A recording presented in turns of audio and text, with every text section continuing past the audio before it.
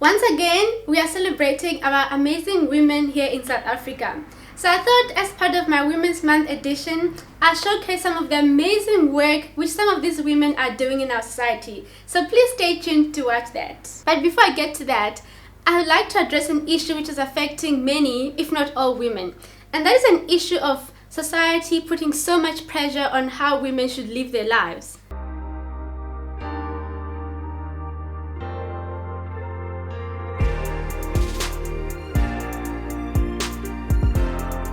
Hey peeps! Welcome back to my channel, and if you're new, a very warm welcome. You know, I've realized that a day does not seem to pass by without hearing something bad happening around the world. And this is one of the reasons why I created this channel. I feel it's about time that we create the change we wish to see in society. So as a result, I would like to create some hope and engage on thought-provoking conversations, all in the name of creating unity and change in our society. So if you'd like to join me, please consider subscribing to my channel, and please don't forget to turn your post notifications to all so that you don't miss any video from me. I'll be posting new video on a new topic every single Saturday. You know, my social media accounts such as my Twitter and my Instagram, they're so full of women that are overwhelmed by the level of pressure society is putting on them on how they should live their lives. Well, if you don't follow me on Twitter or Instagram, please consider following me there at Peeps. So this lady asked a question on Instagram. She wanted to know, how can one deal with the pressure that society puts on you if you decide not to have children? And so there's this norm which defines a woman based on her level of bearing children. And so if you're not having children, or if you don't have a child, they don't regard you as a woman enough. And I think that is something that has to end, because what happened to the Bill of Rights? What happened to our rights as women? Because the Bill of Rights clearly states that it is everyone's right to decide on whether they want to reproduce or not. And I also came across this Twitter post. It's on marriage. It's about how people always put so much pressure that you need to get married, and they keep reminding you how you're getting old and you need to get married because they want to have grandchildren, or they want to see how your children will look like, and all sorts of things. But the thing is, what if you're not even interested in men? So society seems to not even consider your feelings and your rights as a woman, and that you have the right to decide how you want to live your life. I mean, I'll give an example here. When I was doing my teaching qualification, I came across this lady. She always came to me and she was very much bothered by how her mom is on her case about getting married, and that she wants to have grandchildren, and that she is scared of dying before she can see her grandchildren. I mean, she even introduced me to her girlfriend. They were officially dating. And so this thing of being with men was not her thing. So she was even scared to tell her mom about it, because society just seems to have this one perception that when you're a woman, you need to get married, you need to have kids. So they kind of like plan how you need to live your life. And I feel this is something that has to end, because you only have one life, and that one life you owe it to yourself and nobody else. And so if you do decide to live your life the other way, opposite to how society regards you to live your life, then go ahead and do it. Another norm which I'm coming across a lot with lately, now that we have issues with gender-based violence a lot, is the issue of how women should dress up, or the issue of how girls should dress up. People will expect you to dress up appropriately, because if they see you dressing up as not appropriate, where you're showing off a lot of your skin, some people feel like it's attracting men and it's making men rape us and all sorts of things that they're doing on us. But I thought the Bill of Rights, or the Constitution, clearly indicates that everybody has control over their bodies. Whether you're a woman or whether you're a man, you have control over your own body. And so whether you want to show off a bit of skin as a lady or as a girl, then that should be fine. So that shouldn't be a problem, or that shouldn't be used as an excuse why there's an increase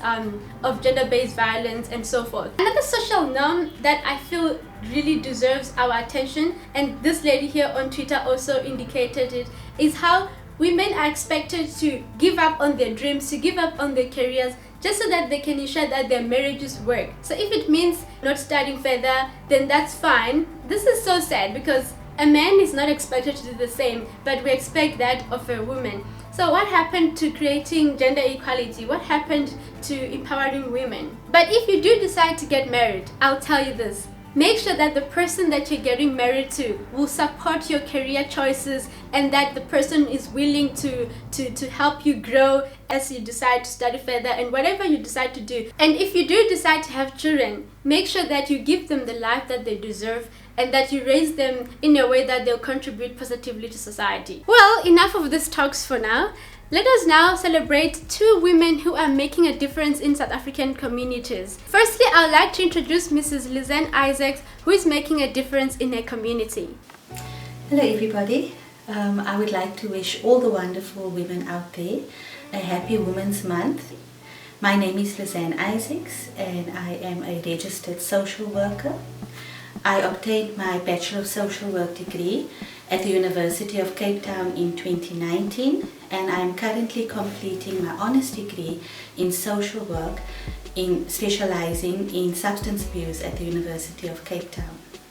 I'm also furthering my education and pursuing my postgraduate diploma at the University of the Western Cape in Management and Management Development Program, as well as a higher certificate in recognition of prior learning at the Richfield Graduate Institute of Technology. Before embarking on my educational journey, I was a housewife and a mother to 4 children. Although I was involved in a lot of community projects and outreach development initiatives.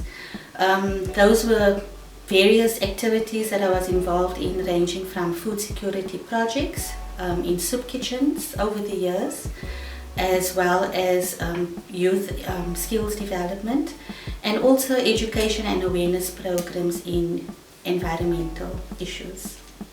Not forgetting that I also planted 1,000 trees on the Cape Flats in the Western Cape, which I am most, what really excites me most is that I achieved a Certificate of Excellence from the City of Cape Town for developing parks on open public spaces.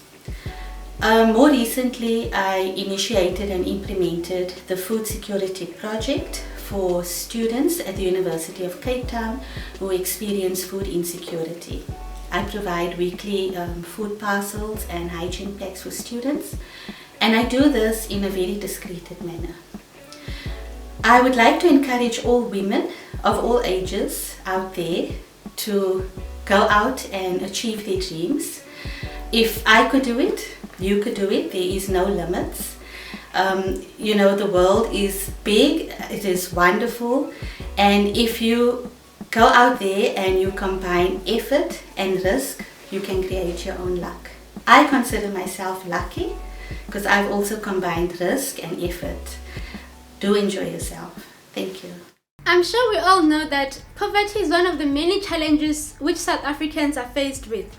So, here is to Mrs. Lizanne Isaacs for ensuring that students from disadvantaged communities are not studying on empty stomachs. Coming up, I would like to introduce Mrs. Naruksha Munilall, who is ensuring that learners with special needs get the education they deserve regardless of their learning challenges. Hi, happy Women's Month to all you wonderful and indestructible women out there. Being Women's Month, I've decided to take this opportunity in sharing with you one of my own experiences. I am a proud mother and wife contributing to society in nurturing learners with disabilities through their schooling endeavors. Where I specifically get involved with them is in classes. I make it my priority to see that these kids do not fall behind with their work just because of their disability. The struggle arises when a lot of work has been allocated to them, which leaves me with no choice but to help them break down the work to different individuals and to the different levels of understanding. This has been a life-changing experience for me. People ask me, how do you do it? How do you cope? Well, it's simple. If you are strong-willed, determined, and love what you do, nothing can stop you. I chose to do this because I am passionate about improving the lives of these kids so that they can build a better future. Nothing brings greater joy to me than observing the sense of accomplishments radiating from their angelic faces as they advance and develop through life. To all women, you are chosen and wanted.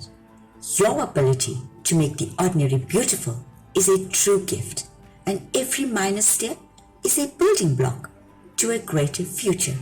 So I'll be releasing a video in the near future on South African schooling curriculum. So the problem is with this curriculum, it's content loaded and it's also a one-size-fits-all curriculum. So what it does is it doesn't accommodate every single learner. So what Mrs. Naruksha Munilall does is to break down the heavy content which the curriculum outlines so that these learners can easily comprehend this work. So here is to Mrs. Naruksha Munilall for amazing work on this. Now this brings me to the question of the day.